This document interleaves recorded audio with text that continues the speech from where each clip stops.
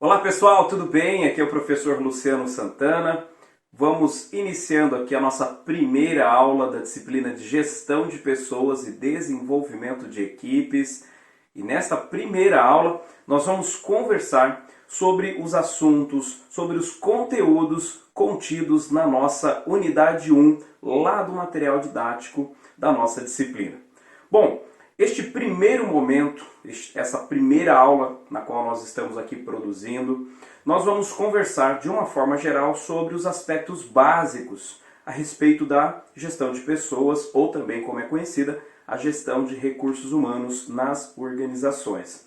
E aí, para isso, nós devemos inicialmente pensar sobre dois aspectos principais. O primeiro deles é a importância da gestão de pessoas no contexto das organizações atualmente. E em segundo momento, nós devemos pensar sobre como que essa gestão de pessoas, essa área de recursos humanos, ela vai atuar de forma estratégica dentro das organizações.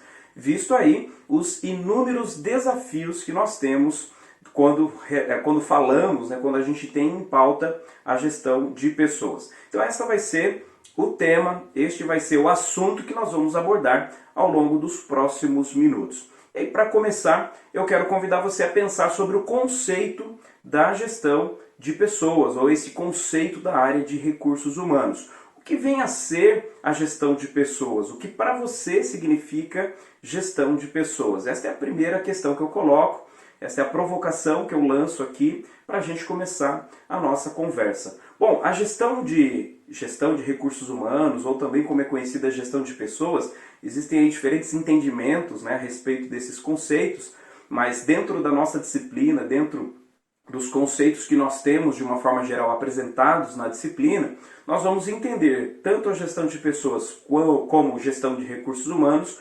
basicamente como os mesmos conceitos. Temos aí finas diferenças entre um conceito e outro, mas de uma forma geral nós vamos compreender com o mesmo entendimento. Bom, a gestão de recursos humanos, ou a administração de recursos humanos, como também é chamada, ou ainda gestão de pessoas, ela tem a finalidade dentro da organização de estabelecer um conjunto de políticas e práticas que vai estabelecer a relação da organização, da empresa com as pessoas que nela trabalham.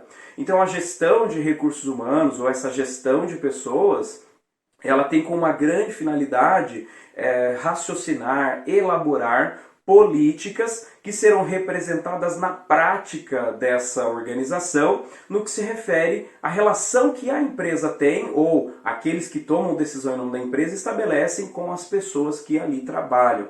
Chamamos isso então de gestão de pessoas, todo esse conjunto aí, macro conjunto de ações, de políticas, como que a empresa se relaciona com o colaborador, como que ela trata esse colaborador, como ela reconhece, como ela remunera, quais são as políticas investidas na questão do treinamento, na questão da avaliação, de promoção, desligamento, critérios para contratação, enfim, então são todos esses assuntos.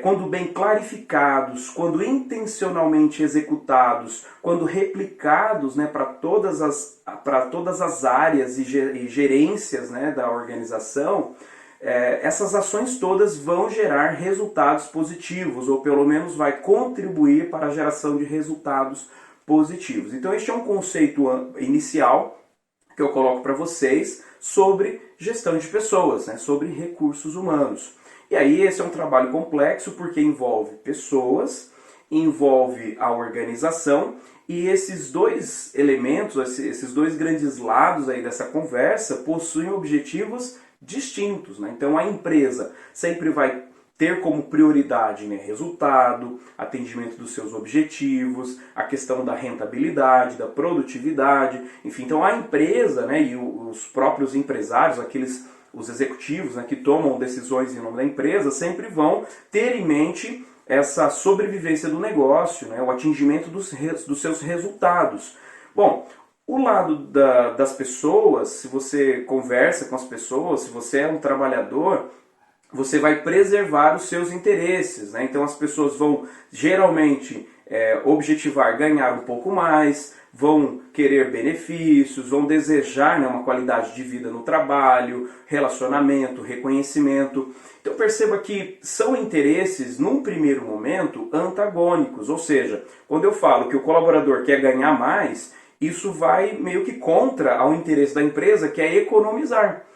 Mas aí é que tem a grande sacada, né, a grande questão aí no que se refere à gestão de pessoas, que é o trabalho que este gestor executa junto com as equipes, né, junto com a empresa na criação das políticas e junto com os gestores, consolidando as práticas de recursos humanos, onde vem esse equilíbrio, né, dos dois lados, né, esses dois lados da balança eles tendem a se equilibrar, porque a empresa depende das pessoas para que o seu negócio aconteça, afinal de contas você deve concordar comigo que são pessoas que pensam, pessoas que executam, pessoas bem qualificadas, capacitadas, que entregam, né, o seu conhecimento, a sua mão de obra, o seu tempo, a sua dedicação para a empresa, na intenção, né, de realizar um determinado objetivo, e essa entrega que faz o resultado da empresa acontecer. Então as empresas dependem das pessoas para que as coisas aconteçam.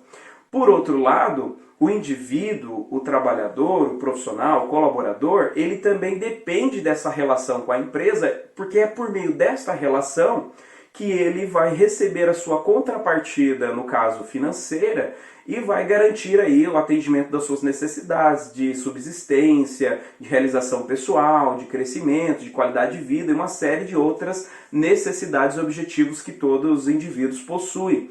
Então, a gestão de pessoas ela vem como uma grande estratégia, como uma grande ação para buscar o equilíbrio nesta relação que, num primeiro momento, elas não são convergentes, elas são divergentes. Beleza? Essa é a primeira pauta que eu coloco para vocês, o primeiro ponto que a gente precisa pensar. Não adianta pesar apenas para o lado da empresa e não adianta também só pesar o lado do colaborador. É necessário o equilíbrio. E aí este gestor de pessoas, que ele pode ser o próprio titular do cargo da área de recursos humanos, ou seja, o gerente de recursos humanos, mas isso também se replica a todas as outras áreas e todos os outros gestores.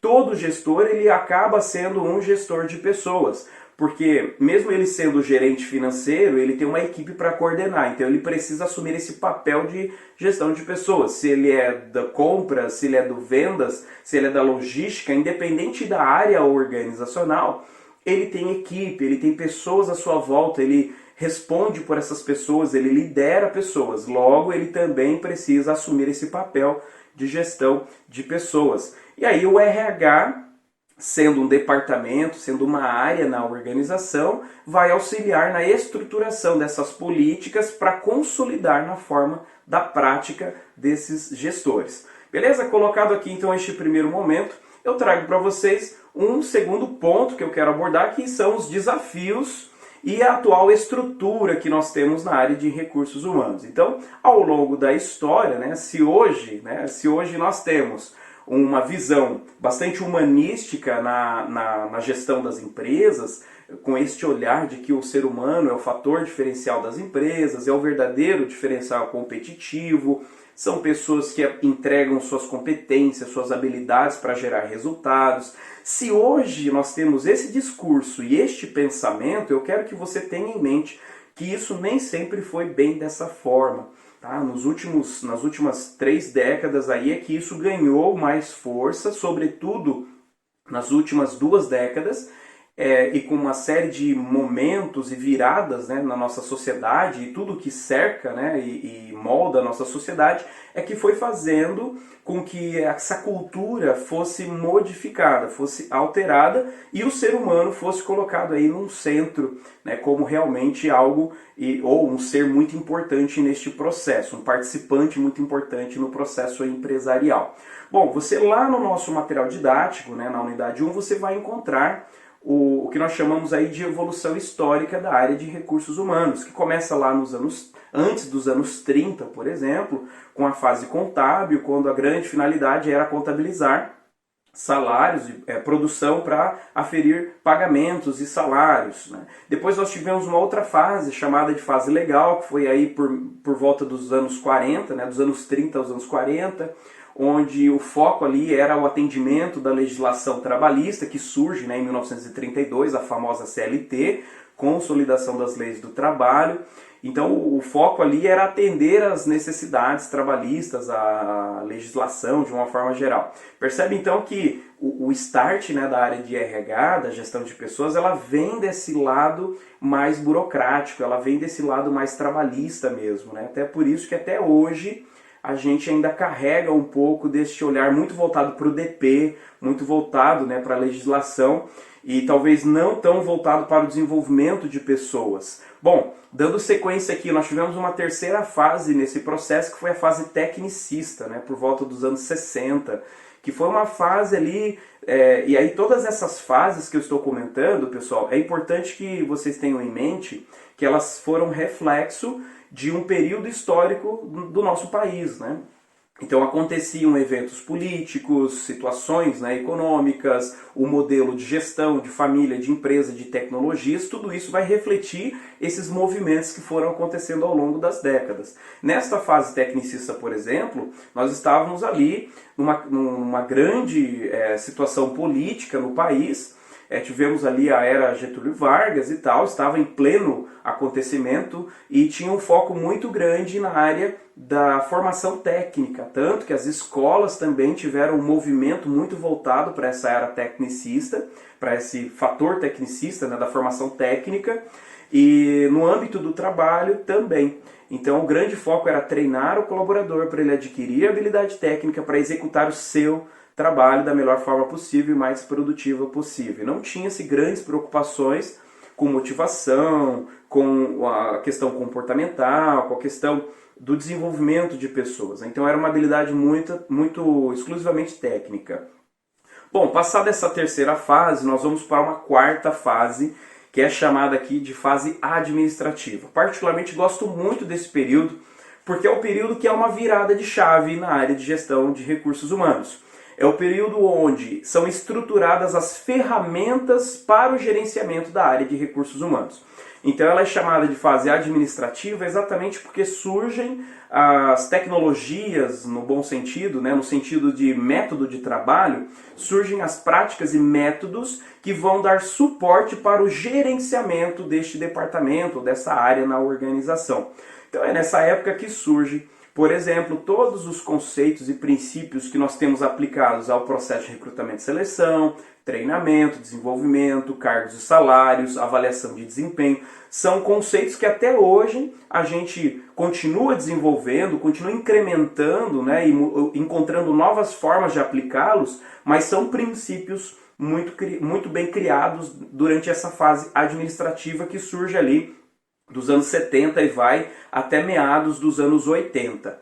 E aí, por fim, pós, né, essa última etapa que eu comentei, essa fase administrativa, nós temos a fase estratégica, que os autores denominam que é a fase atual da área de recursos humanos, da área de gestão de pessoas, que é quando o ser humano vem para o centro do processo, o ser humano é o fator diferencial de competitividade. Então, ao invés de valorizar a estrutura, valorizar questões financeiras, equipamentos e tecnologias, o ser humano passa a ser o grande fator diferencial. Todos os outros recursos são importantes, mas tem um olhar aí diferenciado sobre a questão do fator humano. Beleza? Então, colocado aqui esta perspectiva, ou essas diferentes perspectivas sobre a evolução histórica. Por que nós chegamos até este momento, né, chamado aí de fase estratégica da gestão de pessoas. E lembrando, e mais uma vez reforçando, todas essas fases são reflexo de períodos históricos da nossa sociedade, né, que naquele momento, naquele período, aconteciam coisas, aconteciam evoluções científicas, evoluções tecnológicas, tecnologias da época eram empregadas, assim como modelo de relacionamento, modelo de legislação, aplicação dessa legislação, questões de sociedade, né, e perspectivas, né, do homem, da mulher na sociedade, enfim, os papéis, autoridade, muitas coisas ajudaram a moldar todas essas fases. E é claro, hoje nós temos uma sociedade muito bem muito mais consolidada, né, em termos de papéis, de direitos e uma série de coisas nesse sentido. Então tudo isso vem à tona também, né, juntamente com tecnologias e outros elementos que vai dar esse formato, né, de gestão de pessoas que nós temos atualmente, né, muito mais voltado ao desenvolvimento de pessoas, competências e como que as pessoas contribuem para o atingimento dos resultados organizacionais. E aí, pessoal, nós temos então, pós, né, essa fase estratégica, uma expectativa muito grande sobre como a área de gestão de pessoas, ou a área de RH, deve atuar dentro das organizações. Então agora, ele sai de um perfil de atuação mais técnico-burocrático, ou seja, um executador de tarefas, um executivo, né, no sentido de execução de tarefa mesmo. Ele sai da operação e vem para uma perspectiva mais de pensar como fazer, como ajudar a empresa, ou que práticas nós podemos empreender no âmbito da gestão de pessoas que vai ajudar essa empresa a se aproximar do seu resultado. Então nós temos uma expectativa muito grande da atuação deste profissional hoje nas empresas, para que ele adote esta postura, este posicionamento na estrutura organizacional da empresa. Só lembrando, né, que este cargo de RH, ele entra como staff no organograma. Então nós temos os cargos tradicionalmente conhecidos no organograma, que vai apresentar níveis hierárquicos específicos e autoridades específicas sobre outros cargos. Essa ideia, né, do RH estratégico, ele atende de duas formas no organograma, né? Ele está inserido em um determinado nível hierárquico na organização, geralmente no nível de gerência, de coordenação, ou talvez um nível até de diretoria.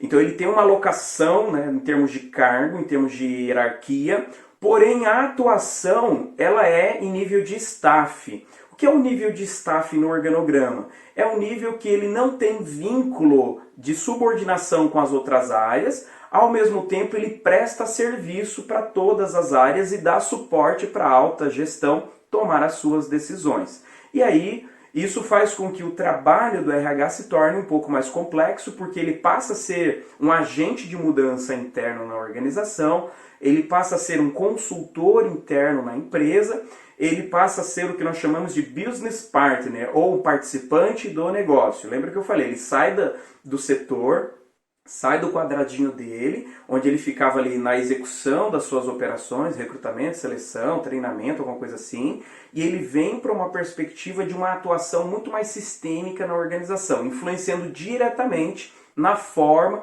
como a empresa atua, no sentido, na perspectiva de recursos humanos.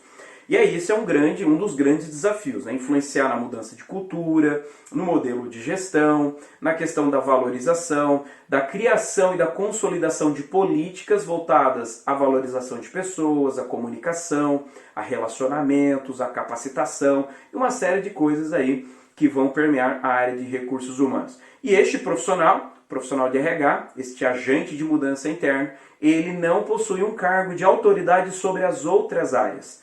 Ele tem autoridade sobre a sua área e aqueles que estão dentro desta área, mas ele não tem autonomia para determinar ou decidir pelas outras áreas. Cabe a este profissional influenciar as outras áreas por meio de um bom relacionamento, conhecimento profundo das técnicas, né, da sua área de atuação e um conhecimento profundo sobre o negócio. É desta forma que o RH é desafiado a atuar no dia a dia das organizações, agregando valor às suas operações. E aí, pessoal, para finalizar este nosso primeiro encontro, eu trago para vocês como que hoje o RH está estruturado, né? Como que nós pensamos a área de recursos humanos nas organizações, sobretudo com este olhar mais estratégico, né? Esse profissional conectado com o pensamento estratégico da empresa, o que a empresa espera alcançar, quais são os objetivos, quais são as metas da empresa e de que forma eu, enquanto profissional da área de gestão de pessoas, posso contribuir com este resultado. Que políticas eu posso criar que vai incentivar as pessoas a se desenvolverem, a se capacitarem, a se comportarem de determinadas formas que vão contribuir para o resultado da empresa. Como eu posso dar suporte para as outras áreas, para as outras gerências, para as coordenações de área, de forma que essas pessoas, né, esses gestores também compreendam os seus papéis enquanto gestores de pessoas e possam influenciar positivamente na comunicação, na motivação, relacionamento, uma série de desdobramentos que acontece. Então esse profissional de RH, ele articula com as demais áreas, vai atendendo, né, individualmente cada área, como um verdadeiro consultor interno, montando programas de treinamento, de recrutamento e seleção para atender às necessidades dessas áreas, né? E outras questões também de avaliação, remuneração, tudo pensando estrategicamente. Esse é um grande desafio que nós temos. E aí, então, nós temos essa estrutura. Como que está proposto hoje o pensamento sobre a área de recursos humanos? Então, nós temos 6 grandes subsistemas. Os autores vão chamando aí de processos ou subsistemas da área de RH. Mas eu separei aqui as atividades essenciais que são previstas dentro desses subsistemas. O primeiro grande trabalho que o RH precisa fazer no sentido de criação de políticas, de procedimentos, de normas, de funcionamento, é o recrutamento e seleção. O recrutamento e seleção é o fechar de torneiras para começarmos a acertar na área de RH. Se eu acerto na contratação, eu proporciono um impacto positivo para todos os outros subsistemas de RH. Ou seja, se eu contrato melhor, eu tenho menos esforço com treinamento, eu consigo avaliar e ter uma dimensão da entrega deste colaborador de uma forma mais assertiva, eu remunero mais consciente ou de uma forma mais assertiva também, de uma forma mais justa. Então eu acabo trazendo vários benefícios. Então o processo de recrutamento e seleção é o primeiro grande processo aí, o primeiro grande trabalho a ser feito na área de gestão de pessoas, exatamente para estruturar, pensar políticas, pensar os perfis, fazer a descrição de cargo, mapear todos os cargos com as tarefas, com as atribuições, com as responsabilidades, com o perfil desses cargos, para que no momento da contratação eu possa acertar mais. Então este é o primeiro trabalho aí a ser feito pela área de recursos humanos e depois vai desdobrar, claro, nas práticas, né, da área de gestão de pessoas.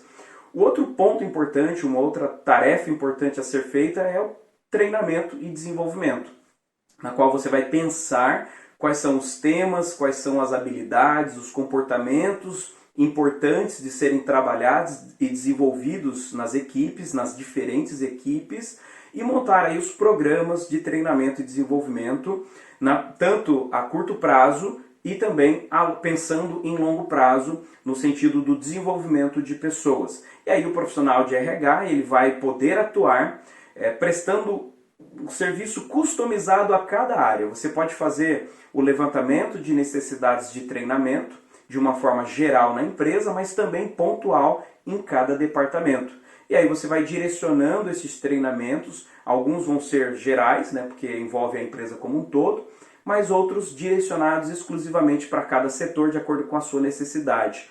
E aí passa-se a ser mais assertivo também. Uma outra tarefa, um outro ponto importante é a avaliação de desempenho. Então, a avaliação de desempenho, você vai estruturar o modelo de avaliação, ou seja, quem avalia quem, e também o método de avaliação, né? O questionário, os fatores de avaliação. Lembrando que na avaliação a gente sempre precisa ter um olhar sobre resultados, a gente precisa ter um olhar sobre comportamentos e também sobre conhecimentos dos profissionais que serão avaliados. Então os fatores de avaliação precisam ser muito bem estruturados. Então esta é uma outra frente de trabalho que a área de RH, gestão de pessoas, deve desenvolver para que consiga aferir a performance, aferir entregas, aferir resultados, contribuições individuais ao objetivo da organização, e desta forma você parte para o próximo subsistema, o próximo trabalho a ser feito, que é o processo de remuneração estratégica, ou remuneração e benefícios, né? Os autores vão trazendo dessa forma. Então eu só consigo remunerar bem se eu consigo melhorar primeiramente a minha contratação, eu consigo treinar bem, consigo dar conta disso e avaliar muito bem. Aí eu tenho tranquilidade de propor remuneração e também programas de benefícios de forma que seja justa com todos aqueles envolvidos. Então a remuneração e benefício, você vai ter aí de forma estratégica pacotes ou propostas, né, tanto de remuneração direta, financeira e não financeira, e também não financeira e indireta, né, como nós chamamos, para estimular, para engajar, para reter talentos na organização.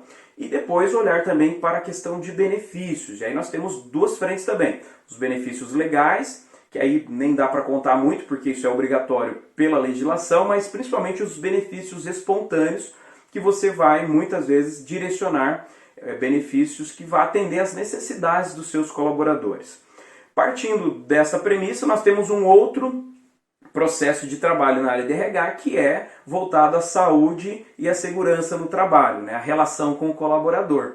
E aí é importante, né, olhar para o clima organizacional, olhar como que o colaborador está se sentindo, se está tendo condições de trabalho, se está tendo algum tipo de receio em desenvolver o trabalho. Então a saúde e a segurança no trabalho vem atuar no sentido de dar mais qualidade de vida para este trabalhador, para que ele tenha desejo e vontade de permanecer trabalhando ali e, é claro, evitar doenças do trabalho e principalmente acidentes do trabalho. Para fechar, o último ponto aqui que eu trago para vocês é o item das relações trabalhistas, né, que envolve departamento pessoal, envolve a aplicação da legislação trabalhista, banco de dados, né, ou sistemas de informações que vão trabalhar junto com a área de gestão de pessoas, junto com o desenvolvimento de pessoas, mas no sentido aqui para garantir a aplicação da legislação, para aferir os pagamentos, essa parte mais documental, né, desenvolver os prontuários, né, formatar os prontuários de documentos de cada colaborador, enfim, o histórico, né, de cada colaborador no sentido documental. Então esta área, ela vem e aí vocês perceberam, né, que ela desde o início ela é muito forte na área de gestão de pessoas e ela é muito importante porque a legislação trabalhista ela é realmente bastante rígida, bastante rigorosa com as empresas e todas as áreas de RH então precisam atuar fortemente para cumprir todos os critérios aí da aplicação da legislação trabalhista, fazer a remuneração de uma forma justa, de forma transparente, com todos aqueles que atuam na empresa. E dessa forma, estabelecer uma relação equilibrada, né, entre os interesses da empresa, entre os interesses dos colaboradores. Pessoal, fechamos aqui então a nossa primeira aula.